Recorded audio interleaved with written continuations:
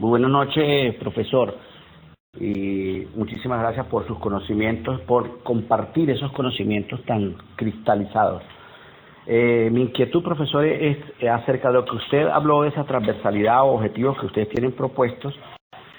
Primero, quería saber dónde se puede conseguir, dónde podemos investigar y ampliar esa información que ustedes ya tienen por allí construida. Y segundo, quería preguntar o repreguntar si allí en lo que usted tiene, en lo que ustedes han propuesto, se ha tomado en cuenta ese constructivismo del que se hablaba anteriormente en el currículo venezolano, o bueno, no sé, supuestamente se habla, pero que no se ve,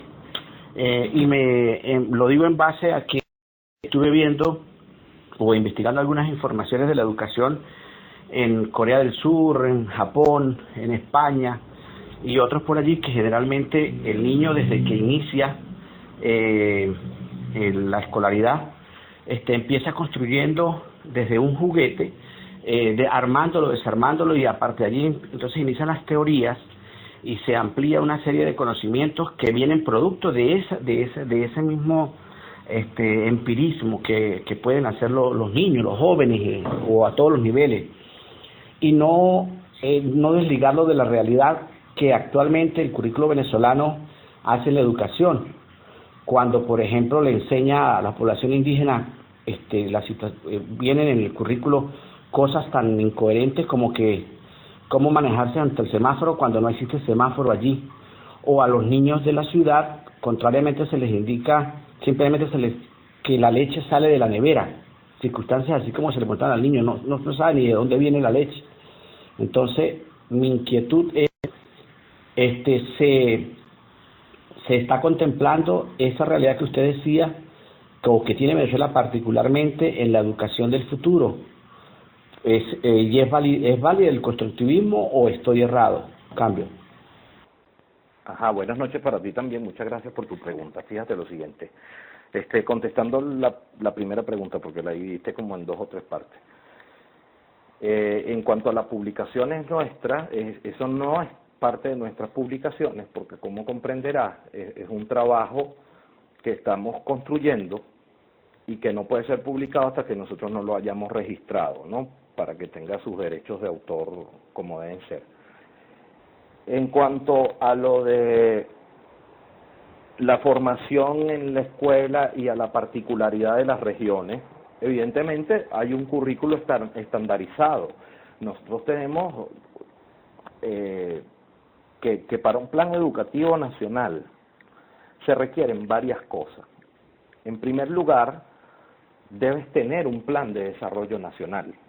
Entonces, de acuerdo con ese plan, si tú, por ejemplo, vas a desarrollar unas zonas turísticas, en esas zonas turísticas tú debes tener unos componentes curriculares que van a variar de región en región en Venezuela. ¿Ok? En esas regiones, por ejemplo, tienes que enfocarte en aspectos como lo son la calidad del servicio. El componente formativo dentro de la escuela debe estar enfocado en la amabilidad, en la atención, en el cuidado, en la ecología y en el aprendizaje de idiomas. Entonces, eso es una parte de ese currículo complementario para esa región específica. Eso lo hemos pensado. En cuanto a que en un pueblo hay semáforo o no, eso es parte de un currículo estandarizado, porque esa persona, en nuestra idea de lo que debe ser Venezuela, nosotros debemos pasar definitivamente al desarrollo. Entonces todo el mundo se va a trasladar a ciudades grandes donde sí va a haber semáforos y va a haber de todo. Entonces esa persona no puede llegar como un indio a tirar flechas para todos lados, porque debe conocer el funcionamiento de una ciudad y el funcionamiento de su pueblo, evidentemente dentro de su currículo especializado o su currículo local. Cuando menciona el otro aspecto en el que los niños a veces no saben ni siquiera de dónde viene la leche, eso es algo que me hizo recordar aproximadamente hace unos 20 años. Eso era un problema en el Reino Unido, porque le preguntaban a los niños de preescolar que de dónde venían los huevos o de dónde venía la leche, y ellos contestaban que venía del supermercado. O sea que no es un problema particular de la educación venezolana, sino que es un problema de la educación universal, porque como mencioné durante la charla, nosotros debemos buscar un equilibrio entre la formación y la instrucción. Y cuando nos enfocamos únicamente en que queremos generar gente sumamente inteligente, los deshumanizamos, porque nos enfocamos en la competitividad, en la competencia entre los mismos muchachos que están allí, en competir para lograr el espacio, en sacarte del camino, en una cantidad de cosas que realmente son innecesarias en una nación, porque en una nación nosotros tenemos que enseñar a nuestros connacionales que deben competir con las otras naciones, que si nosotros en Venezuela a finales del siglo XIX y comienzos del siglo XX éramos uno de los grandes exportadores de café, nosotros tenemos que competir en ese mercado, tenemos que competir en la producción de café, tenemos que competir en los productos terminados, porque no es lógico que nosotros vayamos a vender ese café en grano. Debemos procesarlo, debemos ser creativos, utilizar la inventiva. Y eso se relaciona un poquito con esta y con otras preguntas que ya han realizado, ¿no? De pensar, cuando dijeron lo de que los niños construyen en esas escuelas del Japón y de otros países, pues sí, nosotros tenemos que crear escuelas donde los niños creen cosas.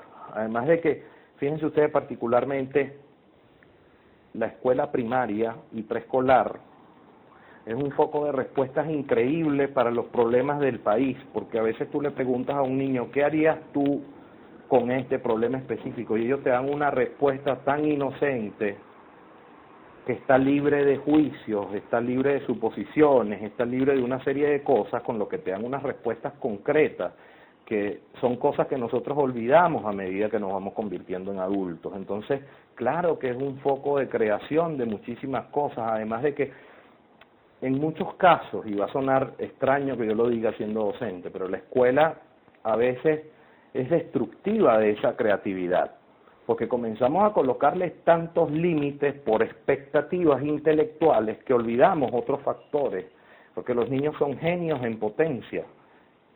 Entonces la escuela comienza a limitarlos. Nosotros debemos crear unas escuelas que los liberen intelectualmente.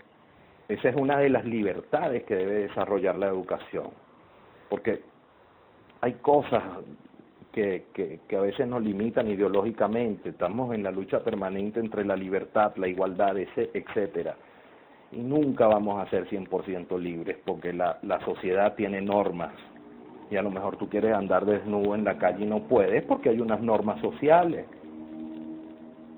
Entonces hay otros que quieren ser iguales, y no podemos ser 100% iguales, porque hay unos que tenemos unas capacidades intelectuales y entonces no tenemos capacidades manuales, y otros que tienen muchas capacidades manuales y no tienen las intelectuales. Entonces debemos aprender de que somos una sociedad que debe construir en base a esa diferencia un modelo alternativo que nos brinde la mayor felicidad.